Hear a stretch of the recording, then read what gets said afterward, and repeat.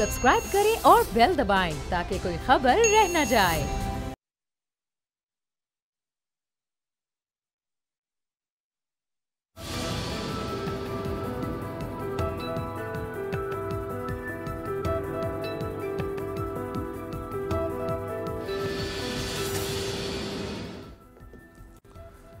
अस्सलाम वालेकुम व्यूअर्स, आप देख रहे हैं तब्दीली और मैं हूं आपके साथ अमीर अब्बास। इस साल की जो 2-3 बड़ी खबरें जिन्हें आप कह सकते हैं उनमें से बिलाशुबा एक बड़ी खबर पाकिस्तानी सियासत की बड़ी खबर आसिफ अली जरदारी साहब, पाकिस्तान पीपल्स पार्टी के सरबरा, आज उन्हें गिरफ्तार कर लिया गया है। मुसलसल वो जमानत पर थे इस्लामाबाद हाई कोर्ट से, 5 मरतबा उनकी जमानत में तोसी हुई इस्लामाबाद हाई कोर्ट से, 5 दफ़ा तोसी हुई, जबकि नैब बार बार उनको तलब कर रहा था और वो नैब को मतलूब थे मुकदमात की तफ्तीश और तहकीकात के सिलसिले में।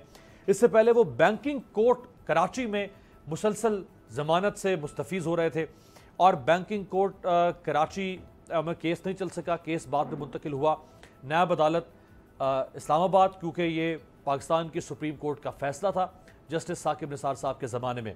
आज आसिफ अली जरदारी साहब को गिरफ्तार कर लिया गया है।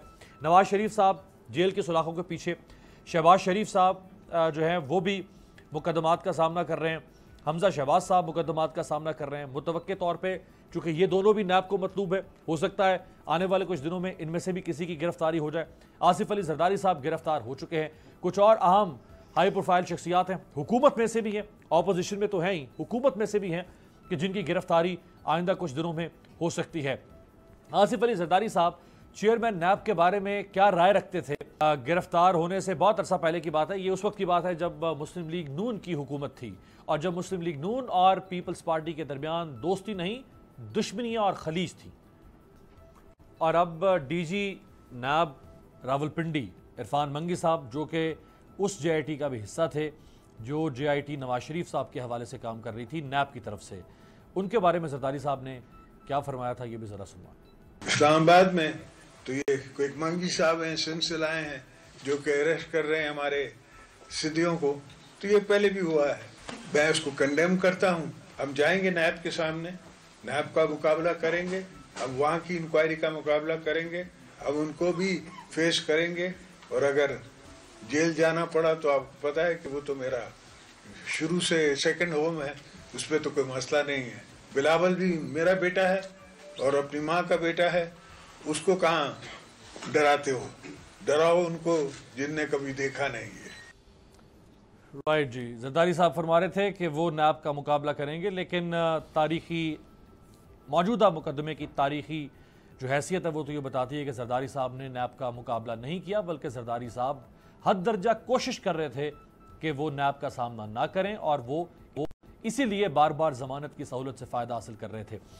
इसके साथ साथ बात करेंगे जो वकला इस वक्त तकसीम है, सुप्रीम जुडिशल काउंसिल को जो रेफरेंस भेजा है, केस की सूरत में बात नहीं करेंगे, सिर्फ ये जो वकला की जो सियासत है वो किस तरफ लेकर जाएगी आने वाले दिनों में पाकिस्तान की सियासत को। मेरे साथ मौजूद है राजा आमिर अब्बास साहब, माहिर आईन कानून, साबिक डेप्यूटी प्रोसिक्यूटर जनरल नैब रह चुके हैं, आपका बहुत शुक्रिया।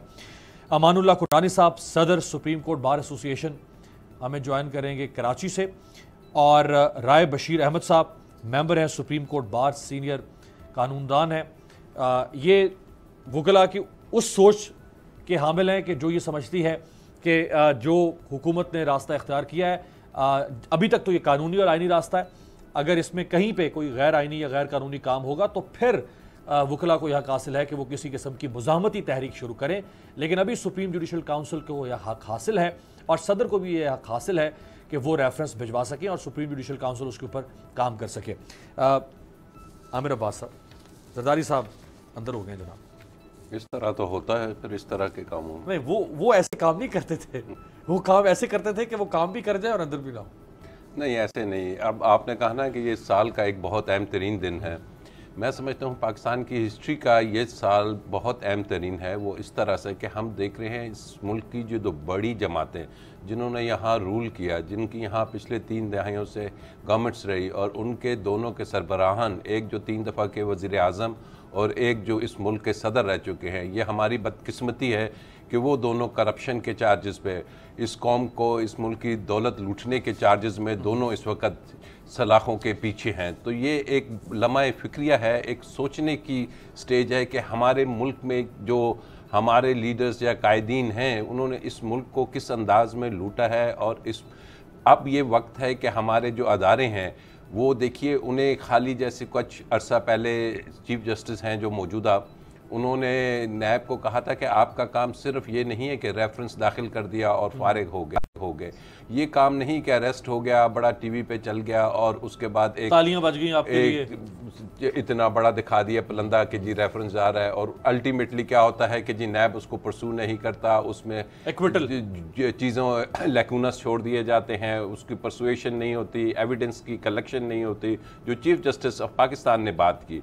और अल्टीमेटली क्या होता है कि वो एक्विटल की तरफ चले जाते हैं केसेस, और फिर दोबारा से ये कहा जाता है। यही वो बातें हैं कि जब फिर ये लीडर्स निकलते हैं, कहते हैं हमें क्या जी, आपने 11 साल पहले भी हम पे करके देख लिया। हम 2004 में या 3 में मेरे ख्याल ज़रदारी साहब पहले बाहर हुए थे। लेकिन अब हम उस स्टेज पे हैं कि ये चीज़ें अब हम अफोर्ड नहीं कर सकते। अगर वाकई ही इनके खिलाफ शवाहिद हैं तो इन्हें टॉप प्रायोरिटीज़ पे इन केसेस पे तवज्जो देनी चाहिए नैब को, ना कि ये कि वो छोटे छोटे केसेस में रोज़ लोगों को बुला रहे हैं, किसी प्रोफेसर को बुला रहे हैं, किसी टीचर को बुला रहे हैं, किसी डॉक्टर को बुला रहे हैं। इन पे तवज्जो दें और इस मुल्क को एक डायरेक्शन मिल जाएगी।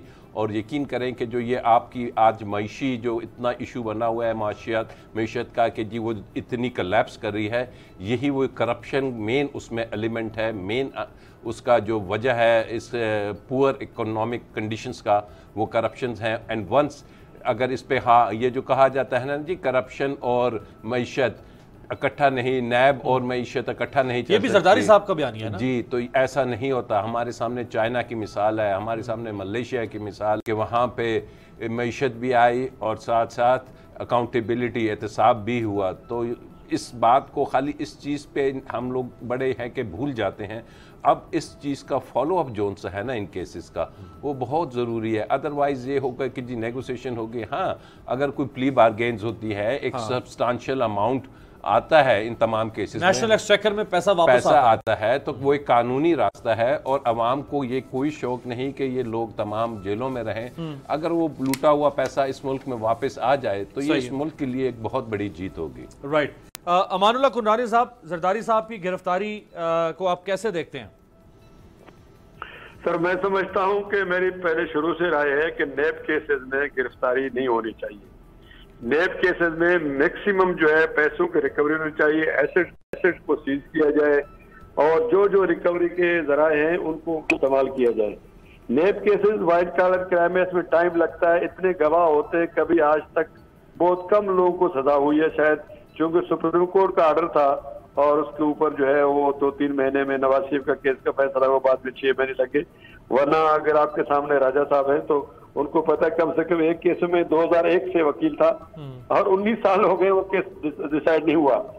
और इस तरह कई केसेस हैं। लेकिन कुरनानी साहब, कतल कलामी की माजरत, आप कह रहे हैं गिरफ्तार नहीं होना चाहिए। चले अगर इसको हम कह दें कि ये क्रॉस द बोर्ड पॉलिसी हो कि केसेस में किसी को भी गिरफ्तार नहीं किया जाए, लेकिन सवाल सर ये है कि अगर गिरफ्तार नहीं करेंगे तो लोग एसओपी था इनका नेब का अपना। हाँ, मुझे एक जनरल था उनके दौर में ये एसओपी था, गिरफ्तार नहीं करते थे।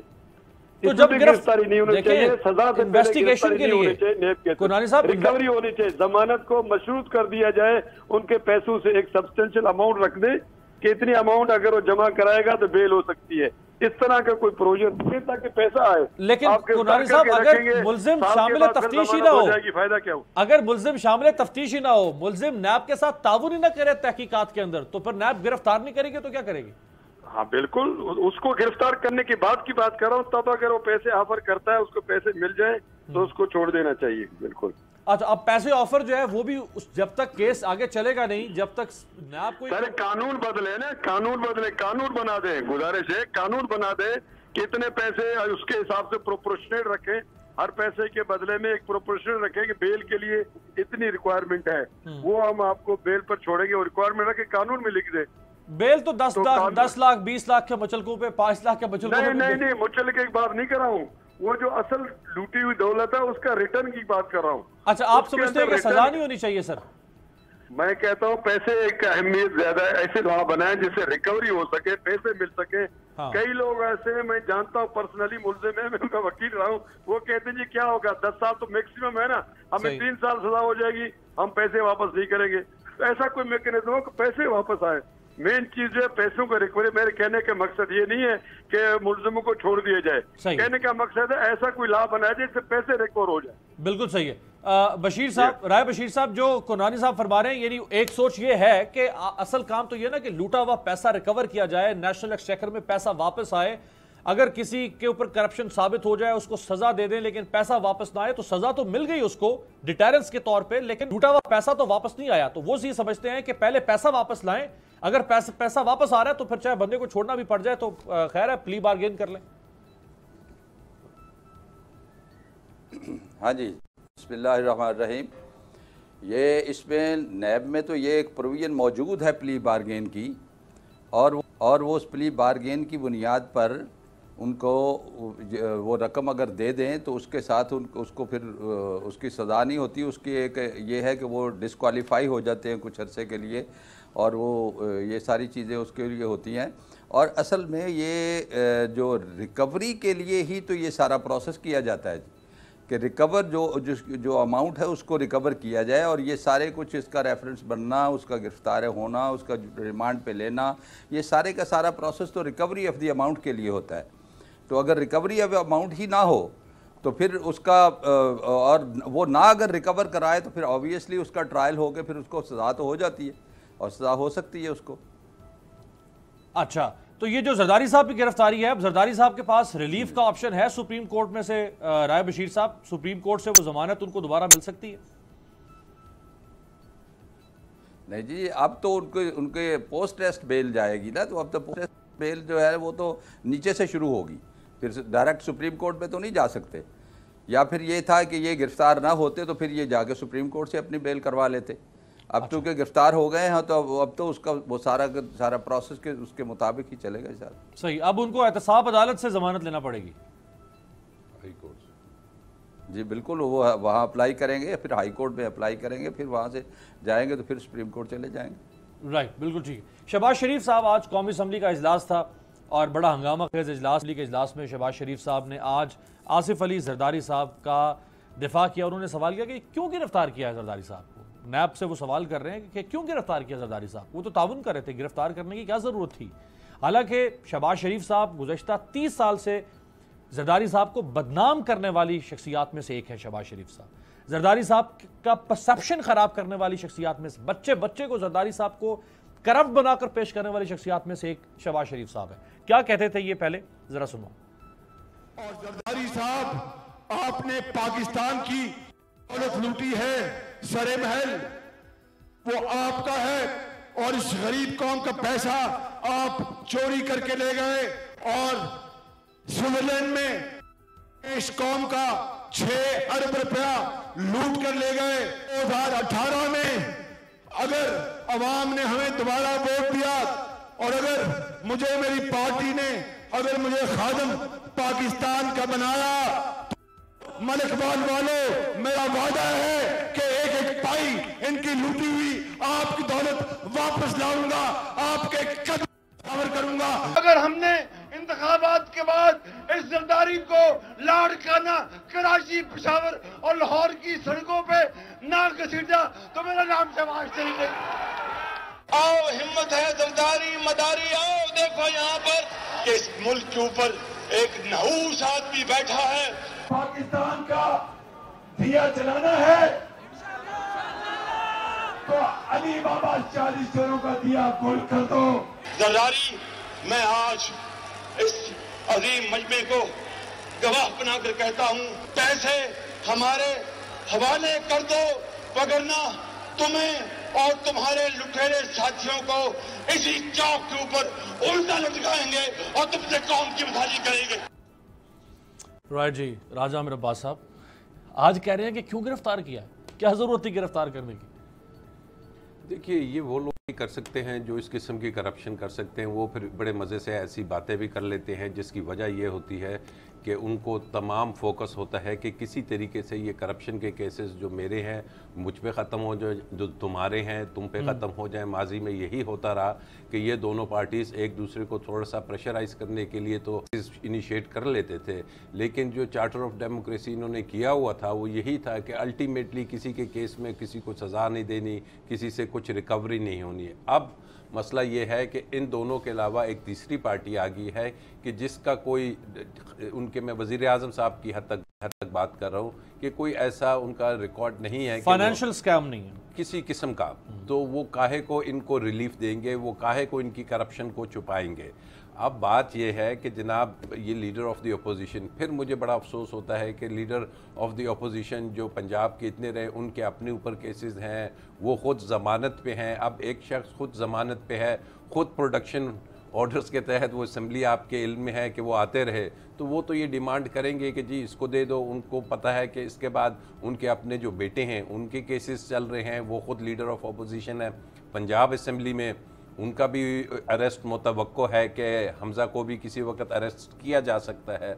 तो ऐसी सूरत हाल में अब हम क्या कह सकते हैं कि जनाब जब आवे का आवा ही तमाम लीडरान, तमाम हमारे जो अपोजिशन और फलाना इन केसेस में इन्वॉल्व हैं, तो इसका वाहिद हल यही है कि अब किसी का चेहरा ना देखा जाए, चाहे वो किसी भी जगह हो। चेयरमैन नैब ने भी कहा था कि हम केस देखते हैं, फेस नहीं हाँ, चाहे वो किसी भी अदारे में हो, कोई भी शख्सियत हो, चाहे वो जनरल से लेके किसी जज से लेके नायब कासिद तक, do not go for the faces. Case है, क्रिमिनलिटी है, एविडेंस है, उसको मंतकी इंजाम तक पहुंचा दें, तो यकीन करें कि ये जो स्टैंडर्ड है इसको तो वज़ीर आज़म ने इंश्योर करना है ना, हेड ऑफ द कंट्री तो इस वक्त चीफ एग्जीक्यूटिव तो उन्होंने भी करना है। और जो हमारे अदारे हैं उनके जो हेड्स हैं, जैसे नैब के हेड हैं, चेयरमैन हैं, सुप्रीम कोर्ट के हेड हैं, चीफ जस्टिस हैं, FBI के हैं, स्टेट बैंक के हैं, इन तमाम अदारों ने, कोई एक अदारा इस वक्त मुल्क को ठीक नहीं कर पाएगा।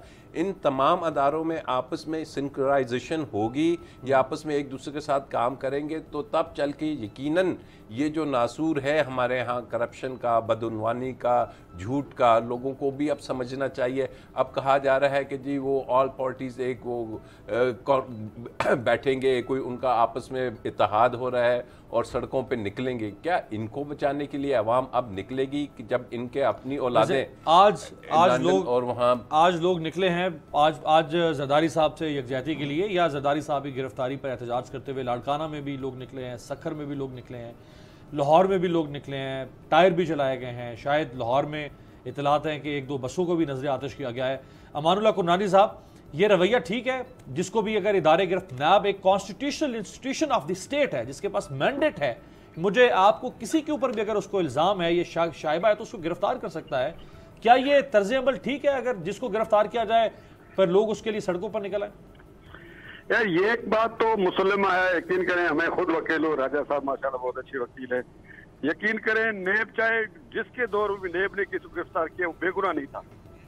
ये मैं कह सकता हूँ, आज हो चाहे कल हो चाहे परसों, कभी कभी ऐसा होता है कि उनके अप्रोच गलत हो सकता है, लीगल प्रोपोजिशन पे बाज़ औक़ात किसी का होता है, उनको गलत तरीके से हो सकता है किसी को हो, जहाँ पर पैसे और पैसे की रिकवरी की बात हो, उधर उनका अप्रोच गलत नहीं होता। नेब ज्यादातर केसेस में एक्सेप्शनल होते हैं, लीगल क्वेश्चन पे उनके हो सकता है बहुत जगहों पर उनकी ओपिनियन ठीक नहीं होती है और किसी अफसर को पकड़ते हैं कि भैया आपने ये दस्तखत किया, वो पता नहीं उसने दस्तखत मेलाफाइडी किया, किया या गुड फेथ में किया। इस तरह के जो एक्सेस ऑफ अथॉरिटी और उनके पावर्स के हवाले से जो इंटरप्रिटेशन है नेब का, वो बाज़ औक़ात वीक है, उसको देखना चाहिए। मगर अदरवाइज जहाँ पैसे का मामला किसी पर आया तो ये नहीं हो सकता है कि वो बेगुनाह था, पैसे उसके नहीं थे या गलत काम नहीं किया था, उसको पकड़ा गया।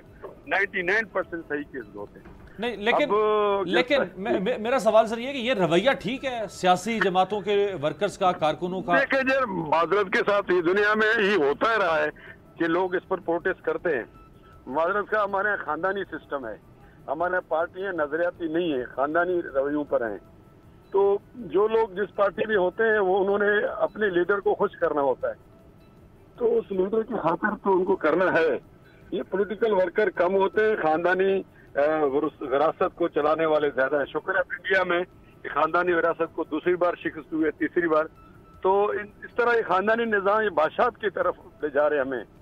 हम आज़ाद कौमें आज़ाद हुए थे, अवाम आज़ाद हुआ था, मगर अवाम की आज़ादी जो है उसको सलब कर लिया गया है।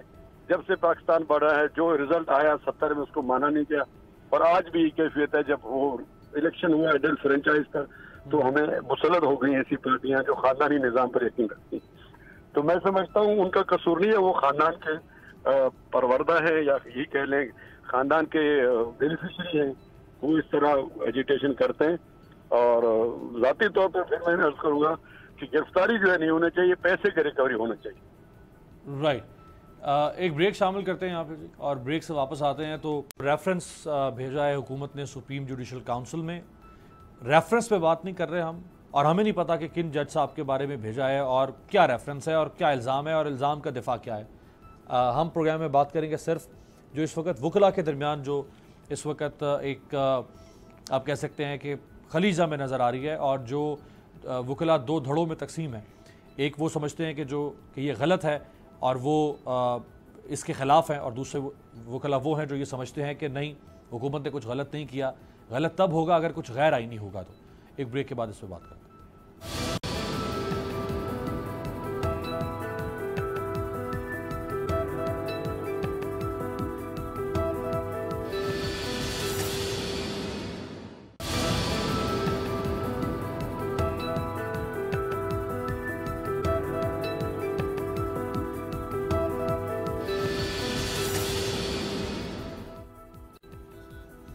ब्रेक के बाद खुश आमदेद। हुकूमत ने सुप्रीम जुडिशल काउंसिल में 2 फाजिल जजों के खिलाफ रेफरेंस भेजा है। फैसला तो सुप्रीम जुडिशल काउंसिल करेगा, यही कॉम्पिटेंट फोरम और कॉम्पिटेंट अथॉरिटी है, और किसी को हक हासिल नहीं है पाकिस्तान की फाजिल अदली और फाजिल जजों के बारे में कॉमेंट करने के लिए। लेकिन जो सियासत इसके ऊपर वकला के दरमियान शुरू हो गई, ज़रा उस पर बात करते हैं। राय बशीर साहब, वकला क्यों तकसीम है? आप जिस गिरोह के हम ख्याल हैं, आपका क्या मौक़िफ़ है?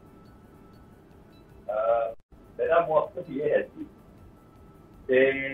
मैंने अपनी बात की इब्तिदा वहाँ भी इस बात से की है, यही भी इस बात से करूँगा कि आका अलैहिस्सलाम का फरमान है कि सबसे पहली कौमें इसलिए तबाह हुई तो जो ताकतवर लोग थे उनके लिए तुम्हारा उनका जो साथ के पैमाने थे वो और थे, और कमजोरों के लिए और।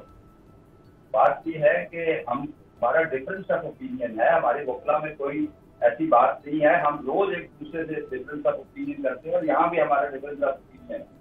हम ये कहते हैं कि जो रेफरेंसेस भेजे गए हैं उन रेफरेंस को सुप्रीम जुडिशल काउंसिल ने सुनना है, और सुप्रीम जुडिशल काउंसिल ने उसका फैसला करना है। जिन जजेस के खिलाफ भेजे गए हैं वो सुप्रीम जुडिशल काउंसिल के पास पेश हों और उनको अपना मौक़िफ़ बताएं। अगर इनके खिलाफ ये रेफरेंसेस झूठे होंगे तो खारिज हो जाएंगे, और ये उनसे फारिग हो जाएंगे, और ये सुरखरू होकर कौम के सामने दोबारा आएंगे, और हर एक शख्स इसकी इज्जत करेगा कि इनके खिलाफ झूठा इल्जाम लगाया गया था। लेकिन अगर वो इनके खिलाफ इल्जाम साबित हो गए तो यकीनन उनको सुप्रीम जुडिशल काउंसिल की जानिब से सजा भी मिलेगी, और जो भी फैसला होगा सुप्रीम जुडिशल काउंसिल का कि उसको मनोअन हर कौम का शख्स कबूल करता। और आज भी मैं कहता हूँ कि सुप्रीम जुडिशल काउंसिल के जो जजेज हैं उन्हें चीफ जस्टिस का पाकिस्तान है, जिनकी इंटेग्रिटी पे, जिनके लॉ नोइंग होने पे, जिनके फैसले से जज काम करने पे किसी शख्स को कोई कलाम ही नहीं है। बात यह है कि ये सारे, और उसके अंदर 2 सीनियर जजेस ऑफ द सुप्रीम कोर्ट होंगे, 2 chief justice senior chief justice high court होंगे, और ये उन्होंने उसको सुनना है। तो मैं कहता हूँ कि 22 करोड़ आवाम का वो फैसले फरमा रहे हैं, और हम सब लोग उनके फैसलों को दुरुस्त तस्दीक करते हैं और मानते हैं कि जो वो फैसला करते हैं वो दुरुस्त है। ठीक है बशीर साहब, और सारी बशीर साहब मुझे ये बताइएगा, तो ये अगर पूरी कौम को बाकी को इंसाफ दे रहे हैं तो क्या इन जजों को नहीं देंगे? बिल्कुल ठीक है। बशीर साहब मुझे ये बताइएगा कि आपकी नजर में हुकूमत का सुप्रीम जुडिशल काउंसिल को किसी भी पाकिस्तान के फाजिल जज के बारे में रेफरेंस भेजना, ये जो फेल है हुकूमत का, क्या ये गैर आईनी है या ये आइन के मुताबिक है? ना जी, ये आईनी है। ये बाबा आइन में लिखा हुआ है, ठीक है, कि 209 के तहत बिल्कुल ठीक है। मैं जरा कुरनानी साहब से को president with the consent of the बिल्कुल ठीक प्राइम मिनिस्टर कुरनानी साहब को भेजेंगे, उनका कुरनानी साहब भेजेंगे और वो उसका राय साहब फैसला करेंगे। राय साहब जो फरमा रहे हैं कि ये आईनी है। हाँ, किसी को एतराज हो सकता है कि कोई भी XYZ जज जो है वो बहुत फाजिल, बहुत मोतबर, बहुत मौज़्ज़म हमारे लिए है, लेकिन हुकूमत ने जो काम किया है बजाते खुद राय साहब कह रहे हैं कि उसके अंदर कोई गैर आईनी काम नहीं है। जब वो गैर आईनी नहीं है तो फिर वकला का एहतजाज कहां से है? बिल्कुल बिल्कुल बिल्कुल, राय साहब नहीं बल्कि आइन भी ये कहता है, आर्टिकल 209 बिल्कुल लिखा है जज के खिलाफ जो कार्रवाई होगी वो आइन के तहत 209 में होगी।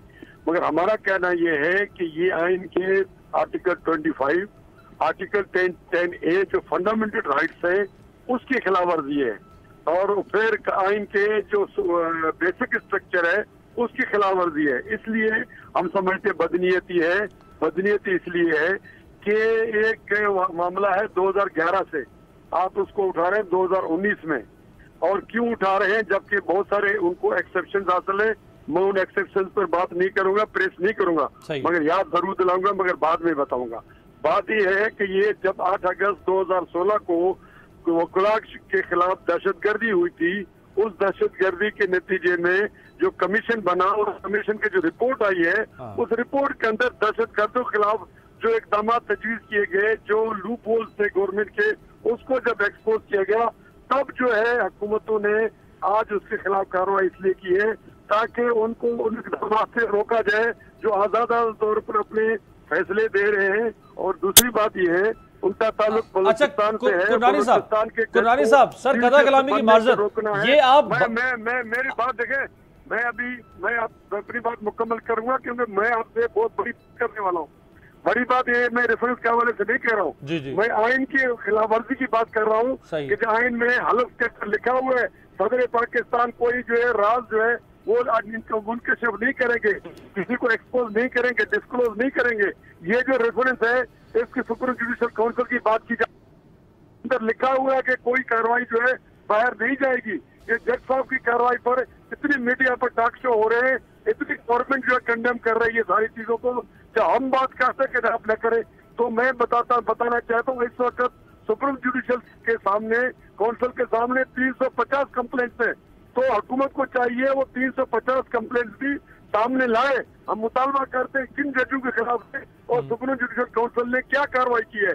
जब आप उसके वो नीचे दबा के बैठे हुए सिर्फ इसके केस को आप 10 साल के बाद लाना चाहते हैं, अच्छा, इसलिए मेलाफाइटी है। कुरनानी साहब, मेलाफाइटी के खिलाफ कहते हैं आप बादियों नजर में, आप प्राइमा फेसी जिसे कहते हैं सर, जिसे प्राइमा फेसी कहते हैं बादियों नजर में, आप कैसे कह सकते हैं? आप ये बिल्कुल कह सकते हैं कि फलां केसेस भी खोलें, आप बिल्कुल ये कह सकते हैं कि सदर को जो है वो कोई ऐसा काम नहीं करना चाहिए जो सदर के ओहदे की या जो आइन के खिलाफ हो। आप कह सकते हैं कि मीडिया को भी इसके ऊपर बड़ी जिम्मेदारी से गुफ्तगू करनी चाहिए। ये सारे आपके तहफ़्फ़ुज़ात ठीक है, लेकिन आप ये कैसे कह सकते हैं कि हुकूमत ने जो रेफरेंस भेजा है वो रेफरेंस ठीक नहीं है या वो गैर आईनी है? सर मैं यही तो कह रहा हूँ, मैं यही तो कह 350 का एक्सपोज करे, काजी को उसमें शामिल करे, 351 काजी भी हो, वैसे काजी का नंबर 1 पे रखो, मुझे एतराज नहीं है, मगर सबसे पहले उनको एक्सपोज तो करो ना। आप किसके खिलाफ कंप्लेंट आया हुआ है, किसने उम्र कम कराई हुई है, किसने अपने भांजे भतीजों को भर्ती किया हुआ है, किसने रिश्वत ली हुई है, किसने 300-400 केसेस का आज तक फैसला नहीं किया। जिन लोगों के खिलाफ सुप्रीम कोर्ट ने खुद ऑब्जर्वेशन दिया है वो आज जज बैठे हुए और जजों को गालियां भी दे रहे हैं कोर्ट में बैठकर। तो इतनी जरूरत नहीं है सुप्रीम जुडिशल काउंसिल में उस जज से पूछ सके, क्योंकि उसके पीछे कुछ लोग हैं। राय बशीर साहब होगा, कोई और भी हो सकता है, हमारे दोस्त भी हो सकते हैं। ये मजाक है, ये मजाक है, ये नहीं चलेगा। राजा साहब, राजा आमिर खान साहब, जो हुकूमत के जो अपने लोग हैं उनको दबा के रखे नीचे, ठीक है, आजादाना फैसला करे, बिल्कुल ठीक है, आपका पॉइंट है राजा साहब, सबके खिलाफ ना तो हुकूमत के खिलाफ करे, इम्तियाजी सलूक नहीं होना।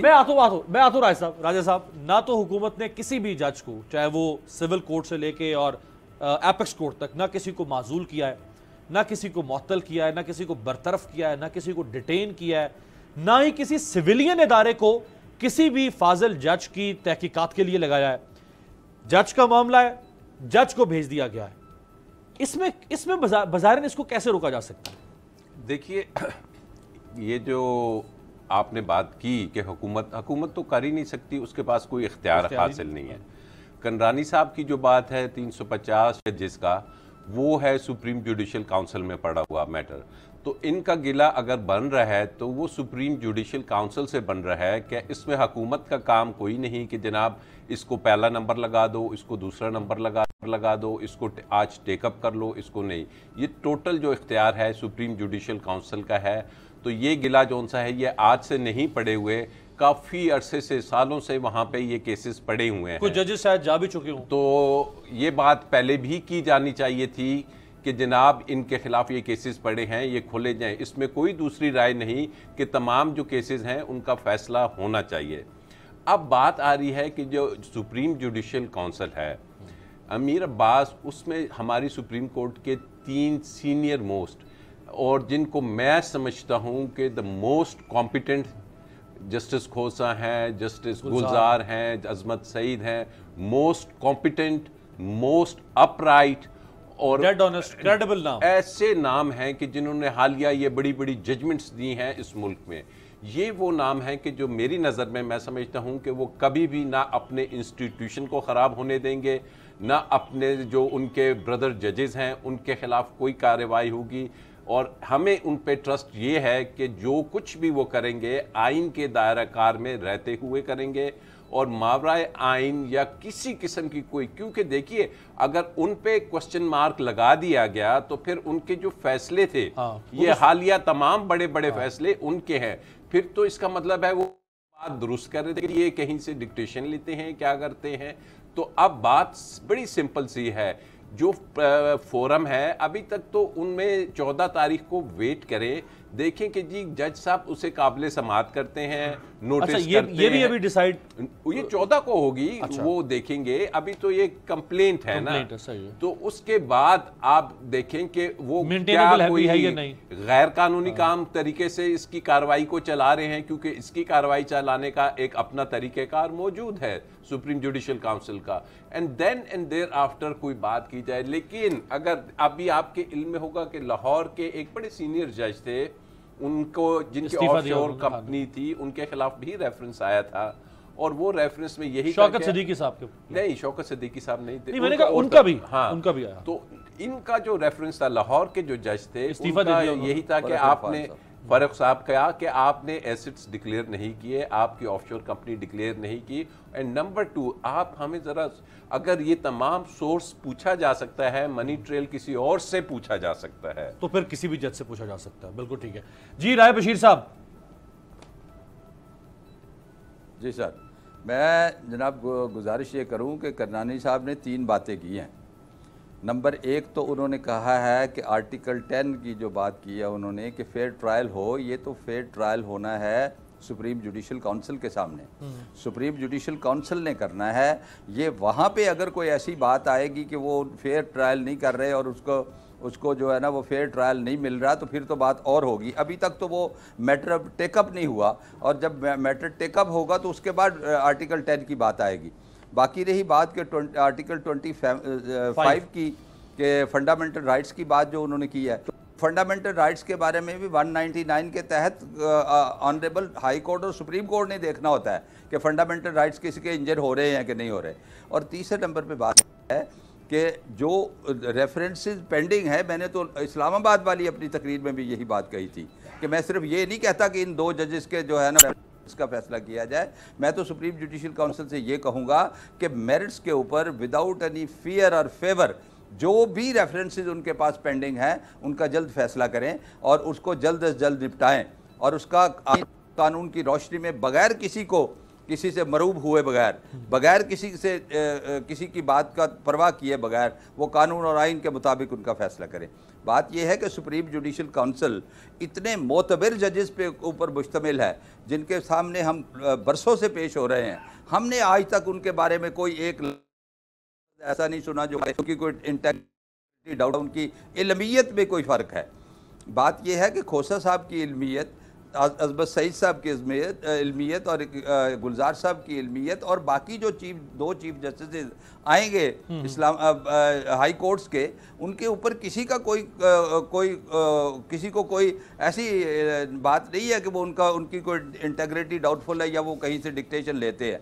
बात यह है कि हम तो इस बात पे यकीन रखते हैं कि हर एक को कानून की नज़र में एक जैसा देखना चाहिए, और हमारा तो नारा भी यही है कि कोई कानून से बालातर नहीं और किसी को कानून से बालातर ना समझा जाए और ना किया जाए। हमारा तो नारा ही एक है, हम तो एक ही नारा। बहुत शुक्रिया, बहुत शुक्रिया पीर साहब, अमानुल्लाह कुरानी साहब, राजा आमिर अब्बास साहब, जजों का मामला है, जज ही बेहतर फैसला कर सकते हैं, वही देखेंगे। हम तो सिर्फ वकला की सियासत और तकसीम के ऊपर बात कर रहे हैं। आपसे मुलाकात होगी कल।